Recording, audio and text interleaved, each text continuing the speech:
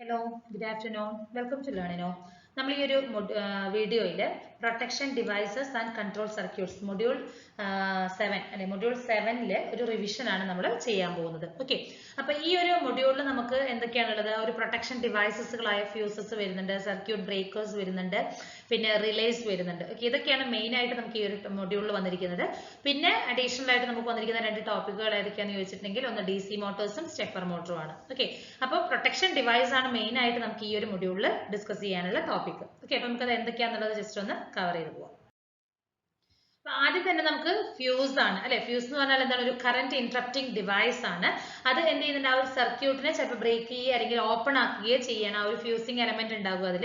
അതുകൊണ്ട് നമുക്ക് എന്ത് ചെയ്യാൻ പറ്റും? ആ ഒരു ഡിവൈസിനെ മെയിൻ സപ്ലൈയിൽ നിന്നും എന്തെങ്കിലും ഒരു ഇഷ്യൂ വരികയാണെങ്കിൽ ആ ഡിവൈസ് കേടാവാതിരിക്കുന്നതിന് വേണ്ടിയിട്ട് നമുക്ക് ഹെൽപ്പ് ചെയ്യുകയാണ് ചെയ്യുന്നത്. ഓക്കെ, അപ്പൊ എന്തെങ്കിലും ഒരു ഓവർലോഡ് സിറ്റുവേഷൻ വരികയാണെങ്കിൽ ഈ പറയുന്ന ഫ്യൂസ് എന്ത് ചെയ്യുന്നുണ്ട്? ആ ഒരു സർക്യൂട്ടിനെ പ്രൊട്ടക്ട് ചെയ്യുകയാണ് ചെയ്യുന്നത്.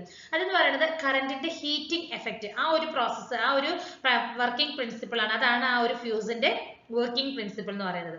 പിന്നെ അതുപോലെ തന്നെ ഫ്യൂസ് എന്ന് പറയുന്നത് എപ്പോഴും നമ്മൾ സീരീസ് ആയിട്ടാണ് കണക്ട് ചെയ്യുന്നത്. അതുകൊണ്ട് തന്നെ നമുക്ക് അതിലൂടെ ഒരു കറന്റ് ഫ്ലോ ഈസി ആയിട്ട് പറ്റുന്നുണ്ട്. ഇപ്പൊ എന്തെങ്കിലും ഒരു ഓവർലോഡ് സർക്യൂട്ടിൽ ഒക്കെ ആവുകയാണെങ്കിൽ എന്ത് ചെയ്യുന്നുണ്ട്? ആ കറന്റ് എന്ത് ചെയ്യുന്നുണ്ട്? അതിലുണ്ടാകുന്ന ആ ഒരു ഫ്യൂസിങ് എലമെന്റ് ഓട്ടോമാറ്റിക്കലി മെൽറ്റ് ആവുകയും അതുവഴി എന്ത് ചെയ്യുന്നുണ്ട്? ആ സർക്യൂട്ട് എന്ന് പറയുന്നത് ഓപ്പൺ സർക്യൂട്ട് ആവുകയാണ് ചെയ്യുന്നത്. അപ്പൊ നമുക്ക് ടോട്ടൽ ആയിട്ട് വരുന്ന ബാക്കി റിമൈനിങ് കണക്ഷൻസിൽ വരുന്ന കോമ്പണന്റുകളെ നമുക്ക് എന്ത് ചെയ്യാൻ പറ്റും? ഡിവൈസുകളെ പ്രൊട്ടക്ട് ചെയ്യാനായിട്ട് സാധിക്കുന്നുണ്ട്. മെയിൻ ആയിട്ട് നമുക്ക് രണ്ട് ടൈപ്സ് ആണ് ഫ്യൂസസ് വരുന്നത്. ഒന്ന് AC ഫ്യൂസും ആണ്, സെക്കൻഡ് വൺ എന്ന് പറയുന്നത് DC ഫ്യൂസും ആണ്. ഓക്കെ, അപ്പൊ നോക്കൂ, മെയിൻ ആയിട്ട് നമുക്ക് AC ഫ്യൂസും DC ഫ്യൂസും ആണ്. AC fuse again classified into high voltage ഫ്യൂസും അതുപോലെ തന്നെ ലോ വോൾട്ടേജ് ഫ്യൂസും ആയിട്ട് ഡിവൈഡ് ചെയ്തിട്ടുണ്ട്.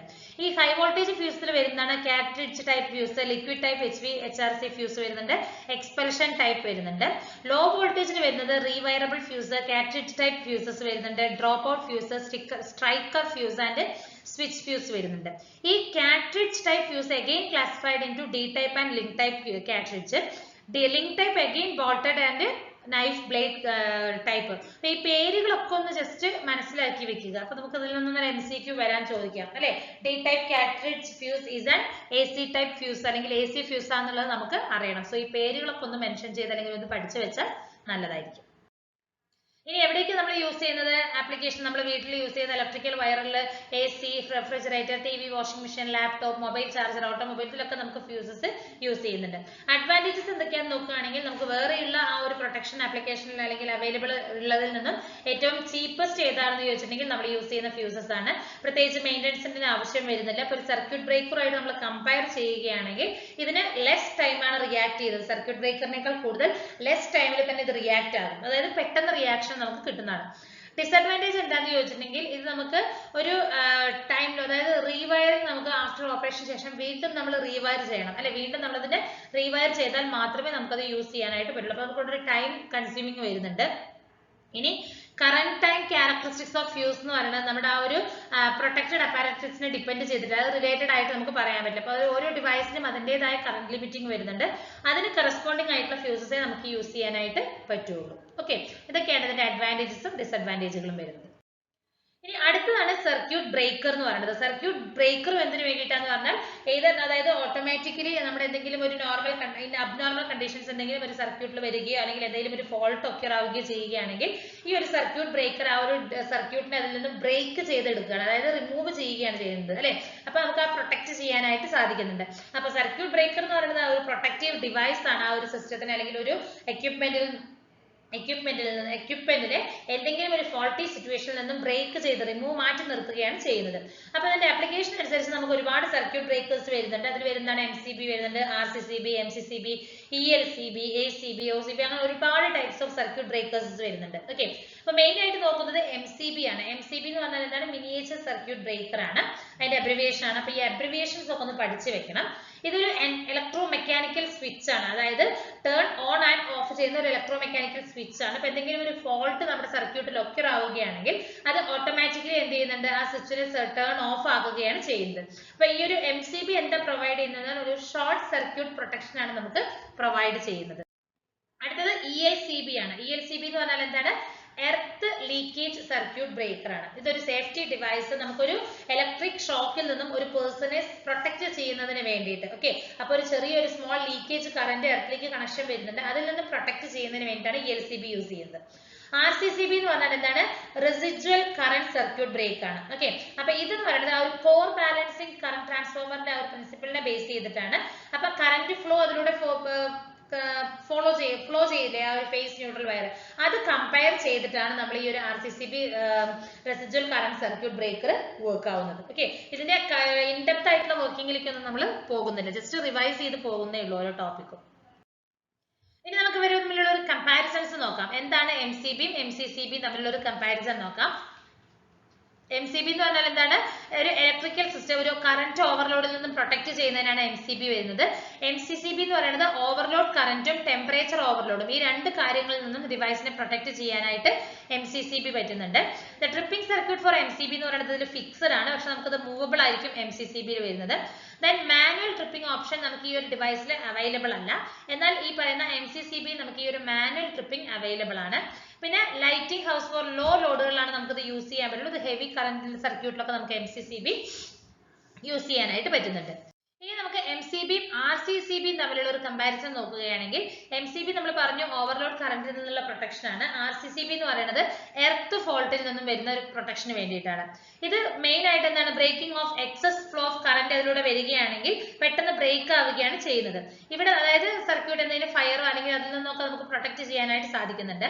ഈ RCCB എന്താ ചെയ്യുന്നത്? എന്തെങ്കിലും ഒരു ഫോൾട്ടോ ട്രിപ്പിങ്ങോ ഒക്യുർ ആവുകയാണെങ്കിൽ അത് മനുഷ്യന്മാരെ പ്രൊട്ടക്ട് ചെയ്യാൻ, ആ ഒരു ഇലക്ട്രിക് ഷോക്കിൽ നിന്നും പീപ്പിൾസിനെ പ്രൊട്ടക്ട് ചെയ്യാനാണ് RCCB ഹെൽപ്പ് ചെയ്യുന്നത്. ഇവിടെ പോൾ ഓപ്ഷൻ ഫോർ MCB എന്ന് പറയുന്നത് സിംഗിൾ പോൾ 2, 3, 4 ആണ്.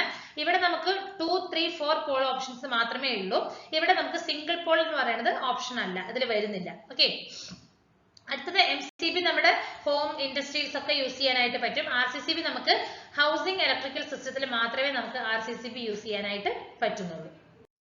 ഇനി ഫുൾ ആയിട്ടുള്ള ഒരു കമ്പാരിസൺ നോക്കാം. MCB, MCCB, ELCB, RCCB, ഇത് എല്ലാവരുമായിട്ടുള്ള ഒരു കമ്പാരിസൺ നോക്കുകയാണെങ്കിൽ നമുക്കറിയാം കറന്റ് ഓവർലോഡ് വരികയാണെങ്കിലാണ് MCB യൂസ് ചെയ്യുന്നത് അല്ലെ, ആ ഒരു സർക്യൂട്ടിനെ, ഇലക്ട്രിക്കൽ സർക്യൂട്ടിനെ ബ്രേക്ക് ചെയ്തെടുക്കുകയാണ് ചെയ്യുന്നത്. MCCB എന്ന് പറയുന്നത് ടെമ്പറേച്ചർ ഓവർലോഡ്, കറന്റ് ഓവർലോഡ് ഒക്കെ വരുമ്പോൾ നമുക്ക് പ്രൊട്ടക്ട് ചെയ്യാനായിട്ടാണ് വരുന്നത്.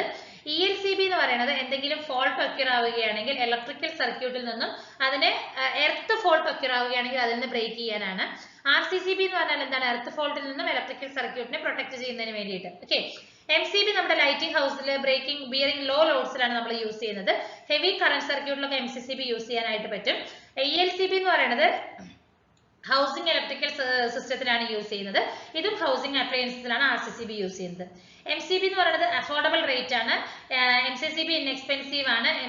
ELCB എന്ന് പറയുന്നത് കുറച്ച് കോസ്റ്റ്ലി ആണ്, RCCB ബഡ്ജറ്റ് ഫ്രണ്ട്ലി ആയിട്ടാണ് നമുക്ക് കിട്ടുന്നത്. ഇതാണ് ഒരു മേജർ ആയിട്ട് വരുന്ന ആ ഒരു ഡിഫറൻസസ് എന്ന് പറയുന്നത്.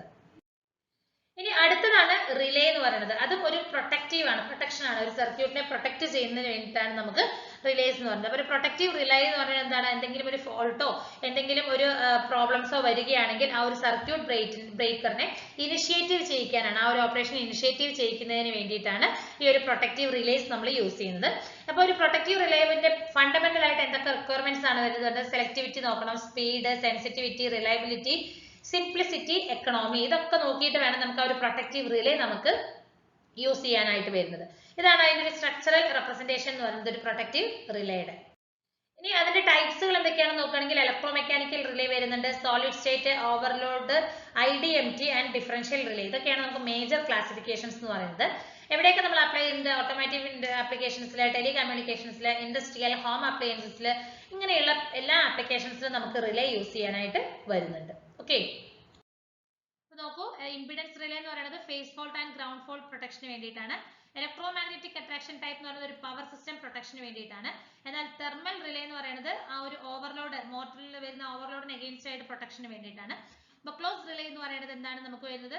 ബൊക്കോൾസ് റിലേ എന്ന് പറയുന്നത് പ്രൊട്ടക്ഷൻ ഓഫ് ട്രാൻസ്ഫോമർ, ആ ഒരു ഇന്റേണൽ ഫോൾട്ട് കാരണം എന്തെങ്കിലും പ്രോബ്ലംസ് വരുന്നുണ്ടെങ്കിൽ അതിനെ പ്രൊട്ടക്ട് ചെയ്യാൻ, ആ ട്രാൻസ്ഫോമറിനെ പ്രൊട്ടക്ട് ചെയ്യാൻ വേണ്ടിയിട്ടുള്ളതാണ്. അടുത്ത ഒരു ടോപ്പിക് ആണ് ഡി സി മോട്ടോർ എന്ന് പറയുന്നത്. ഡി സി മോട്ടോർ എന്താ ചെയ്യുന്നത്? ഒരു ഡയറക്റ്റ് കറന്റിനെ ഒരു മെക്കാനിക്കൽ വർക്ക് ആയിട്ട് കൺവേർട്ട് ചെയ്യുകയാണ് ചെയ്യുന്നത്. ഇത് വർക്ക് ചെയ്യുന്നത് എന്തിനാണ്? ലോറൻസ് ലോ ബേസ് ചെയ്തിട്ടാണ്. അതായത് ഒരു കറന്റ് ക്യാരിയിങ് കണ്ടക്ടറിനെ നമ്മൾ ഒരു magnetic and electric field place ചെയ്യുമ്പോൾ അവിടെ ഒരു ഫോഴ്സ് എക്സ്പീരിയൻസ് ആവുന്നുണ്ട് അല്ലെ? അതിനെയാണ് നമ്മൾ എന്ന് പറയുന്നത് ലോറൻസ് ഫോഴ്സ് എന്ന് പറയുന്നത്. ലോറൻസ് ഫോഴ്സിന് വരുന്ന ഇക്വേഷൻ ആണ് BIL ന്യൂട്ടൺസ് ആണ്. B എന്ന് പറഞ്ഞാൽ മാഗ്നറ്റിക് ഫ്ലക്സ് ഡെൻസിറ്റി, കറന്റ് ആണ് I എന്ന് പറയുന്നത്, L എന്ന് പറയുന്നത് ആ ഒരു കണ്ടക്ടറിന്റെ ആ ഒരു മാഗ്നറ്റിക് ഫീൽഡിലുള്ള കണ്ടക്ടറിന്റെ ലെങ്ത് ആണ് L എന്ന് പറയുന്നത്. ഓക്കെ, അപ്പൊ ഇതാണ് നമുക്കൊരു കൺസ്ട്രക്ഷൻ എന്ന് പറയുന്നത്. അപ്പൊ ഈ കൺസ്ട്രക്ഷൻ ഒന്നും ഞാൻ റിപ്പീറ്റ് ആയിട്ട് വീണ്ടും പറയുന്നില്ല, നമ്മൾ ഓൾറെഡി ഇതൊക്കെ ഡീറ്റെയിൽ ആയിട്ട് ഡിസ്കസ് ചെയ്തിട്ടുള്ളതാണ്. ഓക്കെ, ഇതാണ് ഡി സി മോട്ടറിന്റെ ആ ഒരു ഇക്വേഷൻ എന്ന് പറയുന്നത്. ഇനി അതിൽ വരുന്ന EMFന്റെ equation EB is equal to എന്താണ്? P5NZ/60A ആണ് വരുന്നത്. വേർ P എന്ന് പറഞ്ഞാൽ എന്താണ്? നമ്പർ ഓഫ് പോൾസ് ആണ്. 5 എന്ന് പറയുന്നത് ഫ്ലക്സ് പെർ പോൾ ആണ്. N എന്ന് പറയുന്നത് ആ ഒരു മോട്ടറിന്റെ സ്പീഡ്, ദാറ്റ് ഈസ് RPM-ലാണ് വരുന്നത്. Z എന്ന് പറയുന്നത് നമ്പർ ഓഫ് കണ്ടക്ടേഴ്സ് വരുന്നത്. A എന്ന് പറഞ്ഞാൽ എന്താണ്? നമ്പർ ഓഫ് പാരലൽ പാത്ത് ആണ് വരുന്നത്. ഈ 60A എന്ന് പറയുന്നത് നമ്പർ ഓഫ് പാരലൽ പാത്ത് ആണ്. ഓക്കെ, ഇതാണ് ആ ഒരു DC മോട്ടറിന്റെ EMF ഇക്വേഷൻ എന്ന് പറയുന്നത്. ഇനി ഇതിന്റെ ടൈപ്സ് ക്ലാസിഫിക്കേഷൻസ് നോക്കുകയാണെങ്കിൽ separately excited, self excited and permanent magnet, 3 classification ആണ് നമുക്ക് മേജർ ആയിട്ട് വരുന്നത്.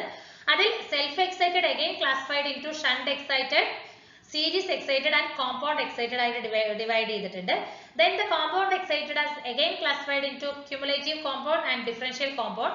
Again both are classified into long shunt and short shunt. ഇതാണ് മേജർ ആയിട്ട് വരുന്ന DC മോട്ടറിന്റെ ക്ലാസിഫിക്കേഷൻസ് എന്ന് പറയുന്നത്. ഓക്കെ, ഇനി ഇതിന്റെ സ്പീഡ് കൺട്രോൾ നോക്കുകയാണെങ്കിൽ നമുക്കൊരു റിലേഷൻ വരുന്നുണ്ട്. Speed of the DC motor ആയിട്ടൊരു റിലേഷൻ N is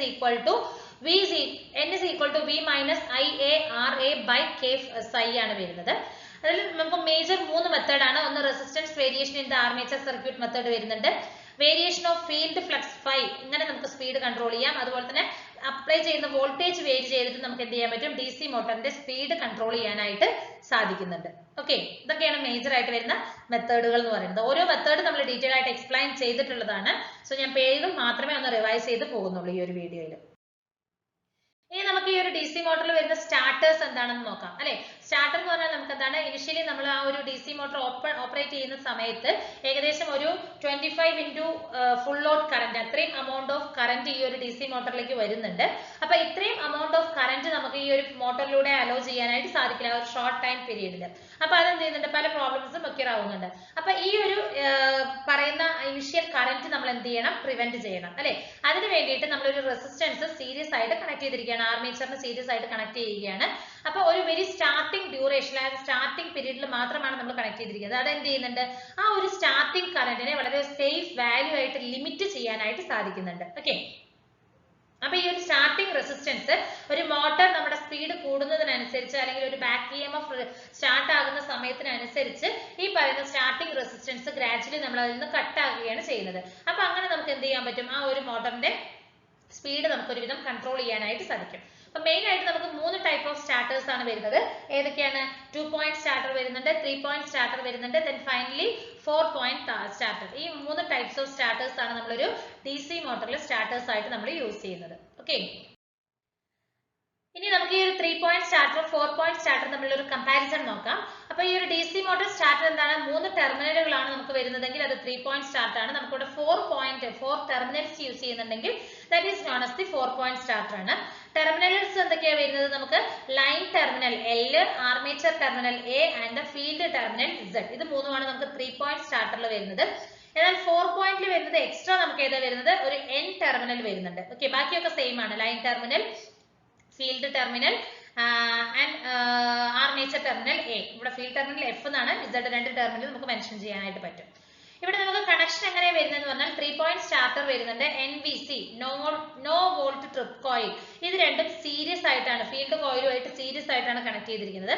ഇവിടെ NVC പാരലൽ ആയിട്ടാണ് കണക്ട് ചെയ്തിരിക്കുന്നത് ഫീൽഡ് കോയിലുമായിട്ട്. ഇതിന്റെ സ്യൂട്ടബിലിറ്റി എങ്ങനെ നോക്കുകയാണെങ്കിൽ 3 പോയിന്റ് സ്റ്റാർട്ടർ എന്ന് പറയുന്നത് ആ ഒരു ഷണ്ട് ആൻഡ് കോമ്പൗണ്ട് DC മോട്ടോഴ്സിനാണ് നമുക്ക് സ്യൂട്ടബിൾ ആയിരിക്കുന്നത്. 4 പോയിന്റ് സ്റ്റാർട്ടർ എങ്ങനെയാണ്? സച്ച് DC മോട്ടോഴ്സ്, അതായത് വേരിയബിൾ സ്പീഡിലുള്ള മോട്ടോഴ്സിനൊക്കെ നമുക്ക് ഈ പറയുന്ന 4 പോയിന്റ് സ്റ്റാർട്ടേഴ്സ് അപ്ലൈ ചെയ്യാനായിട്ട് അല്ലെങ്കിൽ സ്യൂട്ടബിൾ ആയിരിക്കുമെന്നാണ് പറയുന്നത്. അടുത്തൊരു ടോപ്പിക് ആണ് സ്റ്റെപ്പർ മോട്ടർ അല്ലെ? സ്റ്റെപ്പർ മോട്ടർ എന്ന് പറഞ്ഞാൽ ഒരു സിൻക്രോണസ് മോട്ടർ ആണ്. ഇവിടെ നമുക്ക് പ്രത്യേകിച്ച് ബ്രഷസ് ഒന്നും നമ്മൾ ഇതിൽ യൂസ് ചെയ്യുന്നില്ല. ഇതൊരു ഇലക്ട്രോ മെക്കാനിക്കൽ ഡിവൈസ് ആണ്. അത് എന്ത് ചെയ്യുന്നുണ്ട്? ഇലക്ട്രിക്കൽ പൾസസിനെ അതിന്റെ ഡിസ്ക്രീറ്റ് മെക്കാനിക്കൽ മൂവ്മെന്റ്സ് ആയിട്ട് കൺവേർട്ട് ചെയ്യുകയാണ് സ്റ്റെപ്പർ മോട്ടർ വരുന്നത്. ഓക്കെ, അപ്പോൾ മെയിൻ ആയിട്ട് നമുക്ക് സ്റ്റെപ്പർ മോട്ടർ എന്ന് പറയുന്നത് 3 ടൈപ്സ് ആണ് വരുന്നത്. ഫസ്റ്റ് വൺ എന്ന് പറയുന്നത് എന്താണ്? പെർമനന്റ് മാഗ്നറ്റ് സ്റ്റെപ്പർ മോട്ടർ ആണ്. അപ്പോൾ ഇവിടെ ഒരു പെർമനന്റ് മാഗ്നറ്റ് സ്റ്റെപ്പർ മോട്ടറിൽ നമ്മൾ ഒരു പെർമനന്റ് മാഗ്നറ്റ് യൂസ് ചെയ്യുന്നുണ്ട്. ആ ഒരു റോട്ടറിലായിട്ട് നമ്മൾ ഒരു പെർമനന്റ് മാഗ്നറ്റ് യൂസ് ചെയ്യുന്നുണ്ട്. അത് ഓപ്പറേറ്റ് ചെയ്യുന്നത് അട്രാക്റ്റീവ് അല്ലെങ്കിൽ റിപ്പൽഷൻ ബിറ്റ്വീൻ ആയിട്ട് ആരൊക്കെയായിട്ട്? റോട്ടറും ഈ ഒരു അതായത് പെർമനന്റ് മാഗ്നറ്റിന്റെ റോട്ടറും സ്റ്റേറ്റർ ഇലക്ട്രോ മാഗ്നറ്റിസും തമ്മിൽ ഉണ്ടാവുന്ന അട്രാക്ഷൻ അല്ലെങ്കിൽ റിപ്പൽഷൻ, ഈ രണ്ട് ഓപ്പറേഷൻ വഴിയായിട്ട് അല്ലെങ്കിൽ ഈ ഒരു രണ്ട് ആക്ഷൻ വഴിയായിട്ടാണ് permanent magnet stepper motor work ചെയ്യുന്നത്. ഓക്കെ, അടുത്തത് വേരിയബിൾ റിലക്റ്റൻസ് സ്റ്റെപ്പർ മോട്ടർ ആണ്. ഇവിടെ നമുക്കൊരു പ്ലെയിൻ അയൺ റോട്ടർ ഉണ്ട്. അത് ഓപ്പറേറ്റ് ചെയ്യുന്നത് ആ ഒരു minimum reluctance occurs with minimum gap, ആ ഒരു പ്രിൻസിപ്പിളിനെ ബേസ് ചെയ്തിട്ടാണ്. ഓക്കെ, അപ്പൊ ആ ഒരു മിനിമം റിലക്റ്റൻസ് ആണ് നമുക്ക് ആ ഒരു മിനിമം ഗ്യാപ്പിൽ ഒക്യൂർ ആകുന്നതെങ്കിൽ റോട്ടർ പോയിന്റ്സ് എന്ത് ചെയ്യുന്നുണ്ട്? ആ ഒരു സ്റ്റേറ്റർ മാഗ്നറ്റിക് പോൾസും ആയിട്ട് അട്രാക്ട് ആകുന്നുണ്ട്. ഇതാണ് വേരിയബിൾ റിലക്റ്റൻസ് സ്റ്റെപ്പർ മോട്ടർ എന്ന് പറയുന്നത്. അടുത്തത് ഹൈബ്രിഡ് സിൻക്രണസ് സ്റ്റെപ്പർ മോട്ടർ. ഇവിടെ നമുക്ക് എന്താണ്? ഈ പറയുന്ന പെർമനന്റ് മാഗ്നറ്റും വേരിയബിൾ റിലക്റ്റൻസിന്റെയും കൂടി ഒരു കമ്പൈൻഡ് വേർഷൻ ആണ് ഈ പറയുന്ന ഹൈബ്രിഡ് സിൻക്രണസ് സ്റ്റെപ്പർ മോട്ടർ എന്ന് പറയുന്നത്. ഓക്കെ, ഇനി ഇതിന്റെ അഡ്വാൻറ്റേജസ് ആൻഡ് ഡിസഡ്വാൻറ്റേജുകൾ നോക്കുകയാണെങ്കിൽ സിമ്പിൾ കൺസ്ട്രക്ഷൻ ആണ്. നമുക്ക് ഓപ്പൺ ലൂപ്പ് കൺട്രോൾ സിസ്റ്റത്തിൽ വർക്ക് ചെയ്യാനായിട്ട് പറ്റും. ഇതിന്റെ മെയിൻ്റനൻസ് വളരെ ലോ ആണ്. ഏതൊരു സിറ്റുവേഷനിലും വർക്ക് ചെയ്യാനായിട്ട് പറ്റും. റിലയബിലിറ്റി വളരെ ഹൈ ആണ്. Rotation angle of the motor എന്ന് പറയുന്നത് അതിൽ കൊടുക്കുന്ന ഇൻപുട്ട് പൾസിന് പ്രൊപ്പോർഷണലാണ്. അതുപോലെ തന്നെ the motor has full torque at stand still full torque ആണ്. എക്സലന്റ് റെസ്പോൺസ് ആണ്. സ്റ്റാർട്ടിംഗ്, സ്റ്റോപ്പിംഗ് ആൻഡ് റിവേഴ്സിംഗിലൊക്കെ നമുക്ക് എക്സലന്റ് റെസ്പോൺസ് ഒക്കെ പ്രൊവൈഡ് ചെയ്യുന്നത് ആരാണ്? സ്റ്റെപ്പർ മോട്ടർ ആണ്. ഓക്കെ, ഡിസഡ്വാൻറ്റേജ് നോക്കുകയാണെങ്കിൽ എഫിഷ്യൻസി കമ്പാരിറ്റീവ്ലി ലോ ആണ്. ഇതിലുണ്ടാകുന്ന ടോർക്ക് ഓഫ് ദ മോട്ടർ എന്ന് പറയുന്നത് വിത്ത് ഫാസ്റ്റ് ആണ്. ഡിക്ലൈൻസ് ഫാസ്റ്റ് വിത്ത് സ്പീഡ് ആണ്. അക്യുറസി ലോ ആണ്. എക്സ്ട്രീംലി നോയ്സ് ആണ്. മോട്ടർ നമ്മൾ പ്രോപ്പർ ആയിട്ട് കണക്ട് ചെയ്തില്ലെങ്കിൽ ഇവിടെ നമുക്ക് റെസൊണൻസ് ഒക്യൂർ ആകുന്നതിന് കാരണമാകുന്നുണ്ട്. ഇത് ഹൈ സ്പീഡിൽ നമുക്ക് വർക്ക് ചെയ്യാനായിട്ട് പറ്റില്ല. അതുപോലെ തന്നെ നമുക്ക് ഇതിലൊരു ഡെഡിക്കേറ്റഡ് കൺട്രോൾ സർക്യൂട്ട് ആവശ്യമാണ്. ഓക്കെ, ഇപ്പോൾ DC മോട്ടറുമായിട്ട് കമ്പയർ ചെയ്യുമ്പോൾ ഇതിൽ കൂടുതൽ കറന്റ് യൂസ് ചെയ്യുന്നുണ്ട്. ഇതൊക്കെയാണ് മേജർ ആയിട്ട് വരുന്ന ഡിസഡ്വാൻറ്റേജുകൾ എന്ന് പറയുന്നത്. ഇനി നമുക്ക് സ്റ്റെപ്പർ മോട്ടറും DC മോട്ടറും തമ്മിലുള്ള ഒരു കമ്പാരിസൺ നോക്കുകയാണെങ്കിൽ സ്റ്റെപ്പർ മോട്ടർ എന്ന് പറയുന്നത് simple and uses micro controller ആണ്. ഇവിടെ നമുക്ക് സിമ്പിൾ ആണ്, പ്രത്യേകിച്ച് നോ എക്സ്ട്രാസ് റിക്വയർഡ്. നമ്മൾ പറഞ്ഞു കൺട്രോൾ സർക്യൂട്ടിൽ സ്റ്റെപ്പർ മോട്ടറിന് ആവശ്യമാണ്. അതുകൊണ്ടാണ് മൈക്രോ കൺട്രോളറിന്റെ നമ്മൾ യൂസ് ചെയ്യുന്നത്. സ്പീഡ് റേഞ്ച് നോക്കുകയാണെങ്കിൽ ഫ്രം 200 to 2000 RPM ആണ്. ഇവിടെ മോഡറേറ്റ് സ്പീഡ് ആണ് DC മോട്ടറിൽ വരുന്നത്.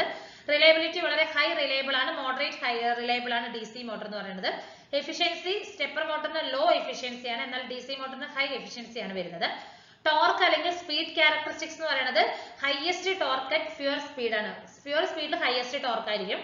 ഇവിടെ ഹൈ ടോർക്ക് അറ്റ് ഫ്യൂർ സ്പീഡ് ആണ് നമുക്ക് വരുന്നത്. ഓക്കെ, കോസ്റ്റ് സ്റ്റെപ്പർ മോട്ടറും അതുപോലെ തന്നെ DC മോട്ടറിന്റെയും കോസ്റ്റ് എന്ന് പറയുന്നത് കമ്പാരിറ്റീവ്ലി ലോ ആണ് വരുന്നത്. ഓക്കെ, അപ്പൊ ഇത്രയാണ് നമുക്ക് ഈ ഒരു മൊഡ്യൂളിൽ ജസ്റ്റ് ഒന്ന് റിവൈസ് ചെയ്യാനുള്ളത് അല്ലെ. നമ്മൾ എന്തൊക്കെയാണ് നമ്മൾ നോക്കിയത്? ഫ്യൂസസ്, പ്രൊട്ടക്റ്റീവ് ഡിവൈസസുകളായ ഫ്യൂസസ് എന്താണെന്ന് നോക്കിയിട്ടുണ്ടായിരുന്നു. അതുപോലെ തന്നെ സർക്യൂട്ട് ബ്രേക്കേഴ്സ്, റിലേ, ഇതാണ് മേജർ ആയിട്ട് വരുന്ന 3 ടോപ്പിക്കുകൾ പ്രൊട്ടക്റ്റീവ് ഡിവൈസസ് എന്ന് പറയുന്നത്. പിന്നെ നമുക്ക് വരുന്ന DC മോട്ടോഴ്സ് വന്നിട്ടുണ്ട്. അതുപോലെ തന്നെ സ്റ്റെപ്പർ മോട്ടറും ഡിസ്കസ് ചെയ്തിട്ടുണ്ട്. ഓക്കെ, അപ്പൊ ഇത്രയാണ് നമുക്ക് ഈ ഒരു മൊഡ്യൂളിൽ ഡിസ്കസ് ചെയ്യാനുള്ള കാര്യങ്ങൾ. Thank you.